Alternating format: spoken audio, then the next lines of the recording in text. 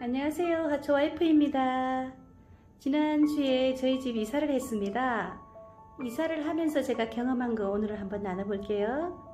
2달 전에 이사가 결정되고 나서부터 정말 고민을 많이 했네요. 또 화분수가 막 늘어났고요. 그리고 겨울이고 또 더더구나 이렇게 작은 화분들이 여리여리한 꽃들로 살짝만 부딪혀도 부러지거나 그런 꽃들로 주로 종류가 있다 보니까 이걸 어떻게 옮겨야 되나 정말 고민을 많이 했어요. 그리고 또 냉해를 입지 않아야 되고 그러니까 여러 가지를 고려해야 되는 그런 상황이더라고요. 그 많은 수 200개가 넘다 보니까요. 또 이삿짐 견적받는 것도 쉽지가 않아요. 이런 꽃들 그 이삿짐에서 다루기가 얼마나 어렵겠어요.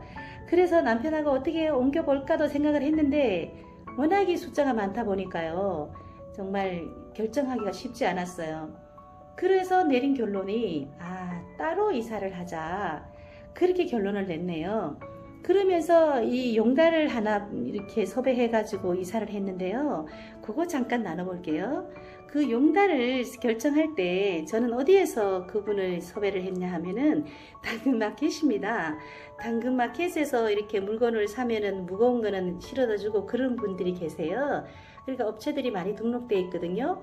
거기에서 가장 후기가 좋으신 분들 있어요. 이렇게 알 수가 있어요. 당근마켓은. 그래서 거기에 3분한테 견적을 받아봤습니다. 우리 집 화분을 찍어서 보내라 하더라고요. 3분 다. 그렇게 해서 찍어서 보내면 거기서 얼마 이렇게 제시를 해요. 가격도 가격이지만 가장 후기가 좋으신 분, 친절하고 또 저렴하고 이런 것들 다 고려해서 제가 결정을 했는데요. 결론적으로 말씀드리면 대성공이에요. 그분이 엘리베이터로 내려서 지하 주차장에서 화분을 실어줬고요. 그리고 또 지하로 또 오셔가지고 또 지하에서 올렸고요. 그러니까 냉해를 안 입고 이렇게 정말 건강하게 다 여기 와서 자리를 다 잡았어요. 정말 여러분들한테 겨울에 특히나 화초 이사할 때는요. 이삿짐에서 이렇게 화분수가 많으면 더더욱이나 견적비도 많이 나올 뿐더러 되게 힘들어해요. 얘들은 얘들대로 또 보호도 못 받으면서요. 또 냉해를 입고 그러니까 따로 이사한 게 정말 잘했구나 그런 생각이 드네요.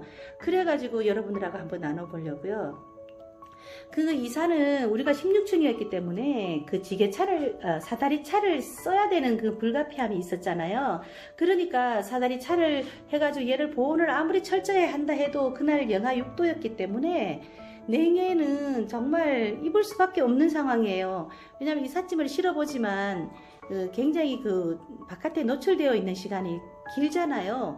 그러니까 하초들이 제가 하원에서 꽃을 한번 사가지고 조금 쌀쌀한 날씨였는데 하원에서 나와가지고 제 차에 실는 동안 냉해를 입어가지고요. 굉장히 집에 와가지고 당황한 적이 있거든요. 그 정도로 이 하초는 또 실내에서 키우던 거를 갑자기 노출을 시키면 얘들이 냉해를 입기가 굉장히 쉽더라고요. 그래서 더더욱이나 제가 신경을 바짝 썼던 것 같아요. 그러면 생각에 따로 이사하면 경비가 정말 이쪽으로 드는 거 아니야? 그렇게 생각이 드시잖아요. 그런데 제가 이삿짐에서 화분을 빼고 견적을 해가지고 그 화물차로 그 용달로 해가지고 견적해가지고 결과적으로 했는데 훨씬 저렴하게 했다는 거예요.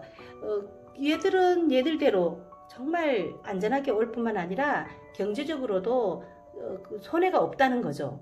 그래서 여러분들이 그거 한번 참고를 해 주시라고요. 그리고 겨울에 이사할 때는요, 미리 좀 물을 주셔가지고 조금 말린 상태에서 이사를 해야 냉해를 줄일 수가 있고요. 그리고 또 이사하는 과정에서 물이 흐르거나 그런 거를 또 방지할 수가 있어요. 그리고 이사한 이후에 또 하룻밤 정도는 또 물을 주지 않고 그 이튿날 제가 낮에 물을 줬거든요.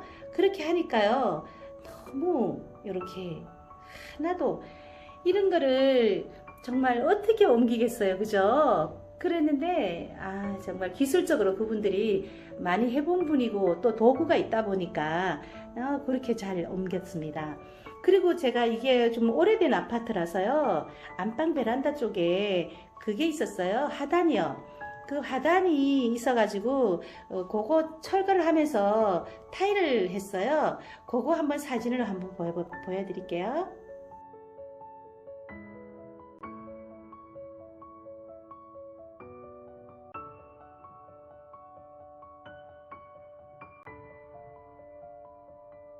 이 공간입니다. 하단을 철거하고 나니까요, 굉장히 넓어졌고요. 또 턱이 없으니까 내가 이 화분 배치하기가 좀 수월했어요. 그래서 굉장히 잘했다 이런 생각이 들어요. 그리고 여기는 항아리 위주로 주로 이렇게 배치를 해왔는데, 또 항아리만 두니까 약간 어두운 느낌이 있어서요, 거실 앞에 있던 그 벤치를, 하얀색 벤치를요, 이쪽으로 옮겼습니다. 그랬더니 또 굉장히 또 조화롭네요. 그래서 이 벤치의 중앙에 이 로단국을 배치를 했는데요. 얘가 수영이 굉장히 예뻐요. 꽃대를 많이 올리고요. 그리고 이 수영이 제가 그랬습니다. 꽃대가 얘가 길게 위로 올라가는 그런 특징이 있어요. 그런데 살짝 눕히면요, 얘가 또 이렇게 누워져요. 그러니까 얼마나 예쁘게 수영이 만들어졌는지요. 그래서 또 이것도 여러분들한테 한번 권해드리고 싶어요. 이렇게 수영이 예쁘죠. 그리고 얘는 꽃대를 눕혀도 끝에는 꽃은 살짝 고개를 들어요. 그러니까 이렇게 정면으로 딱 보이는 게 정말 예뻐요. 꽃대를 이렇게 내네요. 예쁘게. 그리고 벤치 위에 이렇게 또 밝은 색깔을 배치를 하니까요, 또 나름 또 괜찮고, 항아리에 지난번에 이제 야생화를 소개를 하면서 했는데, 얘네들도 하나도 상함이 없이 잘 와가지고 정착을 했습니다. 얘 보라쌀이하고 분홍하고 흰쌀이를 제가 합식을 했었잖아요. 근데 이렇게 또 꽃을 더 많이 피워줬고요. 요거는 분홍쌀이. 그리고 이제 요 솔채꽃하고 이메리스 눈꽃하고 이렇게 동국하고, 이게 큰 그 수반이기 때문에요, 흙이 들어가서 굉장히 무거워요. 그러니까 좀 이사하는데도 사실 어려웠을 텐데 그분들은 굉장히 기술적으로 잘 옮기시더라고요. 정말 그것도 또 놀랬네요. 요거는 주름꽃인데 이렇게 다글다글 이렇게 폈어요. 제가 이런 꽃을 좋아하다 보니까 엄청 사랑스럽네요.